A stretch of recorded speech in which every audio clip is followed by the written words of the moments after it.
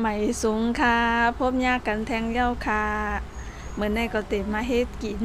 เขามุ้นโผเมหรือว่าเขามุ้นกบเนี่ยค่ะเนาะกำในก็เฮามาล้อแป้งมันไว้ค่ะอันนี้ก็จะเป็นแป้งข้าวเจ้าเนี่ยค่ะเนาะใส่หวานนึงค่ะ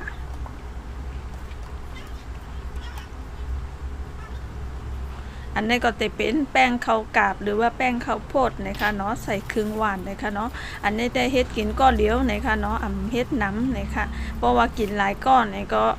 เฮ็ดน้ำอะไรอยู่นะคะเนาะแล้วก็อันนี้ก็จะเป็นผงกะละแป้นะคะ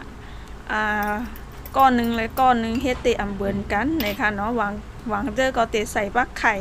ใส่แป้งข้าวเหนียวเจอในก็มีนะคะเนาะกำจะเฮาไข่เฮ็ดกุ้ยนะคะเนาะเฮ็ดเมียว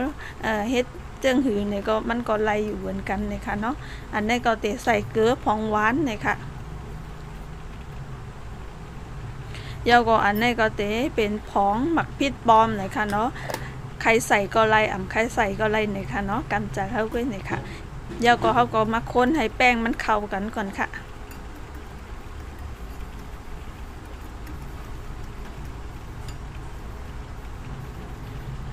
กำในก็ใส่น้ำค่ะล้ามเสใส่นะคะเนาะเพราะว่าเขาใส่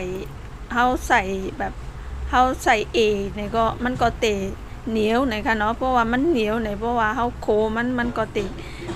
ตะแข็งนะคะเนาะ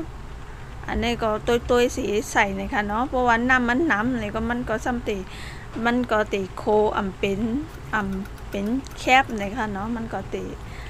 ยายนั่นน่ะเนาะเดี๋ยวก็คนให้มันมันเข้ากันเดี๋ยวก็ไว้หมอก15 นาทีนี่ค่ะเนาะ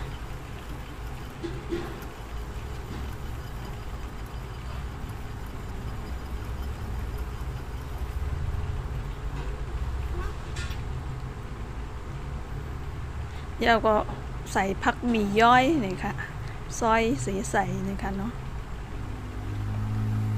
กับในก็เขาก็เตมาโคกันในค่ะเนาะเขาก็ตั้งหม้อเจอหม้อเจอเตาถ่านนี่ค่ะเนาะบอกว่าเจอแก๊สเนี่ยมันเต็มไหม้กลางมันก็เนี่ยค่ะเนาะหิมมันจะได้ไหม้เนี่ยค่ะเนาะก็เลยเจอเตาถ่านเนี่ยค่ะเนาะแล้วก็เขาก็มาตาน้ำมันตาให้มันกูฮูเนี่ยค่ะ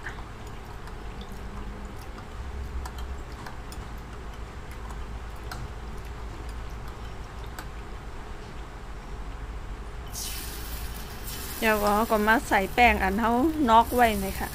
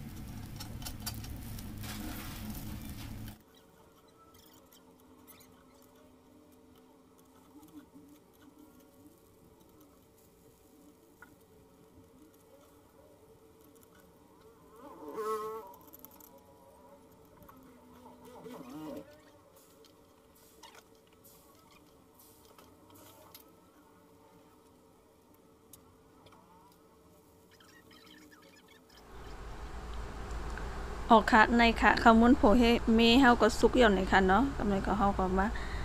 มาใส่ไว้ในหวานเลยค่ะกำลังก็เฮาก็มาเฮ็ดน้ำจิ้มมันในค่ะเนาะอันนี้เป็นน้ำมะแกงค่ะแล้วก็ใส่หมักพริกตั้งผักมีเผือกตำในค่ะเนาะแล้วก็ใส่เกลือพองหวานค่ะเพราะว่าเกี๊ยกส้มแห้งเนี่ยก็ใส่ปะเกลือหวานอีกนึงก็ไล่อยู่ในค่ะเนาะอันนี้ก็ไปเป็นมะเขือส้มเต้าหน่อยค่ะเนาะ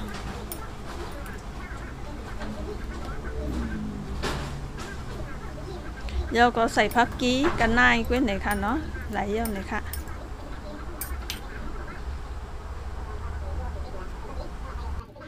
คู่ก็ชาวบ้านคู่กับบ้านเขาตีกันเนาะบอกยังของใหญ่เขาอยู่นาทีเนาะนาทีละ